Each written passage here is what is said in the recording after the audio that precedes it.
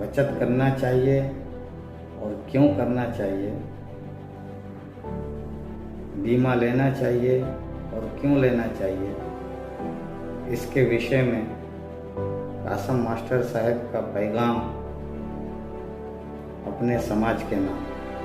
चलिए हम आपको कासम मास्टर साहब का पैगाम सुनाते हैं। તમે બચાવી અને એનું રોકાણ કરશો ને, એનું બચત કરશો ને, એ પૈસા તમને મળશે ને, એમાંથી તમે તમારા છોકરા કે છોકરીના લગ્ન કરી શકો. આટલી મને ખબર પડે છે. હમણાં તો મેં એવું સાંભળ્યું છે કે ફાકીના ભાવ પણ વધી ગયા છે. આ તો એક જ વ્યસનની વાત છે. આપણા સમાજની અંદર અત્યારે વ્યસન છે એ ઘણું બધું વધી રહ્યું છે.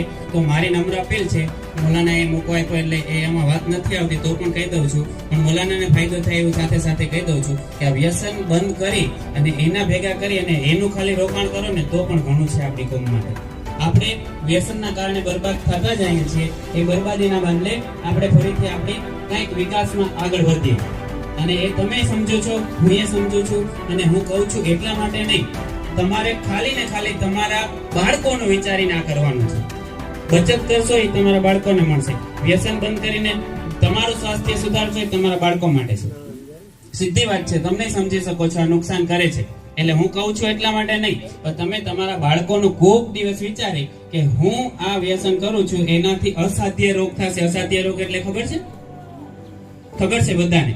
હમણાં 2-3 ડોક્ટરો સાથે વાત થઈ માણવદમાં, તો એમણે પણ કીધું કે આખા તાલુકાની અંદર કેન્સરના દર્દીઓ વધારેમાં વધારે ઢેબરમાં છે.